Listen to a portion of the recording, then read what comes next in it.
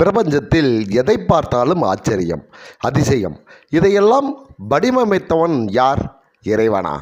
நம்மை ஆட்டி படைக்கும் சக்தியா? பிரபஞ்சத்தில் அந்தரத்தில் தொங்கிக் கொண்டிருக்கும் பூமி, அந்த பூமியிலே ஒட்டி கொண்டிருக்கும் பொருள்கள், உயிர்கள், அசையும் பொருள், அசையாத பொருள், எண்ணற்ற வடிவில் உள்ள உயிர்கள், இதெல்லாம் எப்படி உருவாகின? எதனை அடிப்படையாக கொண்டு உருவாக்கப்பட்டன? இவை யாரால் பராமரிக்கப்படுகிறது? எல்லாம் ஆச்சரியம்தான். மனிதனை படைத்ததே மர்மமாக இருக்கும் பொழுது மற்றதை பற்றி மனித மனம் அறிய முடியுமா? தகரமும் பூமியில்தான் கிடைக்கிறது, தங்கமும் பூமியில்தான் கிடைக்கிறது. ஆனால் தங்கத்தின் மதிப்பு தகரத்திற்கு கிடைக்கவில்லையே. பூமியில் 3/4 பங்கு கடல், 1/4 பங்கு மட்டுமே நிலப்பரப்பு. நிலத்தில் வாழும் நாம் ஏன் கடலிலே வாழ முடியவில்லை? கடலிலே அவ்வளவு தண்ணீர் இருந்தும் மழையை ஏன் வேண்டுகிறோம்? அங்குதான் இறைவன் இருக்கிறான். கடலிலே அவ்வளவு நீர் இருந்தும் குடிப்பதற்கும் விவசாயத்திற்கும் நீ தண்ணீரை தேட வேண்டும். தேடி கிடைப்பதிலேயே சுகம் அதிகம் என்பதை அங்கே காட்டுகிறான். அனைத்து நதி நீரும் குடிப்பதற்கும் விவசாயத்திற்கும் பயன்படும்.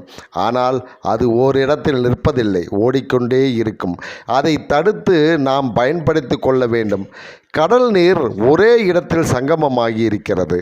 முக்கிய தேவைக்கு பயன்படாது. எல்லா நதிகளும் கடல் எனும் சமுத்திரத்தில் சங்கமமாகிறது. நதிதான் நாம், கடல்தான் இறைவன். மழை காலத்தில் நதியில் வெள்ளம் பெருக்கெடுத்து ஓடும், கோடை காலத்தில் வறண்டு விடும்.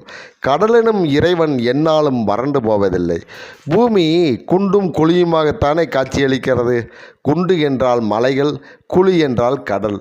இவ்வளவு எடையையும் யார் தாங்கி பிடித்து கொண்டுள்ளார்கள்? இறைவன். இறைவன் என்றால் எங்கே அவனை காணவில்லையே? அதுதான் சூட்சுமம். வெளி உலகம், உள்ளுலகம், இது இரண்டுமே உனக்கு தெரியாது. உலகத்தை பார் என்று சொன்னால் அதுதான் பார்த்தாலே தெரிகிறது என்று சொல்வார்கள். என்ன தெரிகிறது என்று கேட்டால், கட்டில் தெரிகிறது, டேபிள் தெரிகிறது, பண்ட பாத்திரங்கள் தெரிகிறது என்றான். அடப்பாவி, வீட்டிற்குள் இருந்து கொண்டு பார்க்காதே, வெளியே வந்து பார். இப்படித்தான் பலர் குண்டு சட்டிக்குள் குதிரை ஓட்டி கொண்டிருக்கிறார்கள். நிறைய பேருக்கு குடும்பம்தான் உலகம். அவர்களுக்காகவே வாழ்ந்து கடைசியில் மரணத்தை ஏற்றுக்கொள்கிறார்கள். பல பேருக்கு பணம்தான் உலகம். பணம் பணம் என்று அலைந்து கொண்டே இருப்பார்கள். அதை அனுபவிக்க மாட்டார்கள்.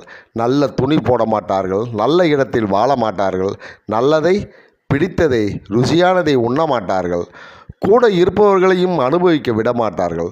என்னடா இவன், தானும் திங்க மாட்டேங்கிறான், மற்றவங்களுக்கும் கொடுக்க மாட்டேங்கிறான் என்று சொந்தம் பந்தம் அவனை விட்டு விலகிவிடும். யாரும் இல்லாமல் நீ சம்பாதித்து என்ன ஆகப் போகிறது? வெளி உலகத்தை பார், அவுட் ஆஃப் வேர்ல்டு. பார்த்தால் ரோடு தெரிகிறது, பல வீடுகள் தெரிகிறது. அண்ணாந்து பார்த்தால் வானம் தெரிகிறது. சிறிது தூரம் நடந்து பார்த்தால் காடு தெரிகிறது. மரம், செடி, கொடிகள் தெரிகிறது. பஸ்ஸில் வேறு ஊருக்கு பயணம் சென்று பார்த்தால் இயற்கை காட்சிகள் தெரிகிறது. கடல் தெரிகிறது, நதிகள் தெரிகிறது. ரயிலில் போய் பார்த்தால் மலைகள் தெரிகிறது. இன்னும் என்னென்னவோ தெரிகிறது. விமானத்தில் போய் பார்த்தால் அதுக்கு மேல் உலகமே தெரிகிறது. கடலும் மலைகளும் இறைவனால் உருவாக்கப்பட்டது. மனிதர்கள் எதையோ அழிக்கிறார்கள். இவை இரண்டையும் அழிக்க முடிகிறதா? அங்குதான் இறைவன் வாசம் செய்கிறான். மலை உச்சியிலேயே அனைத்து தெய்வங்களும் கோவில் கொண்டுள்ளனர். பெரிய மலை இமயமலை, அதில் சிவன் வாழ்கிறான். சிறிய குன்றானாலும் அதில் குமரன் வாழ்கிறான். இதை யாராலும் மறைக்கவும் முடியாது, மறுக்கவும் முடியாது. உள்ளுலகம் என்றால் உன் உடல். அதன் உள்ளே உறுப்புகளை நினைவுபடுத்திப்பார். மேல்நோக்கு எண்ணமாக கண், காது, மூக்கு, நாக்கு, பற்கள், வாய், கை, கால், விரல்கள், தோல், நகம், முடி. உள்நோக்கு எண்ணமாக எலும்பு, இரத்தம், சதை, நரம்பு, இருதயம், நுரையீரல், சிறுநீரகம், கல்லீரல், மூளை. இவையெல்லாம் அதன் வேலைகளை தவறாமல் செய்கிறது. அனைத்தும் உயிருள்ள வரை மட்டுமே. அப்படியென்றால் உயிர் எங்குள்ளது? அதுதான் சூட்சுமம். அது இருக்கும் இடம் தெரியாது. அங்குதான் இறைவன் இருக்கின்றான். வெளி உலகத்தில் இயற்கையோடு ஒன்று கலந்து நிறைந்து நிற்கின்றான் இறைவன். உன் உடலோடு உயிராக கலந்து இருக்கின்றான் இறைவன். உடலை பாதுகாப்பது உன் கடமை. அதை தவறாமல் செய்துவிட்டால் உயிரை காப்பது இறைவனின் கடமை. அதை தவறாமல் செய்வான். அருள்வாய் இறைவா, அருள்வாய் இறைவா, அருள்வாய் இறைவா.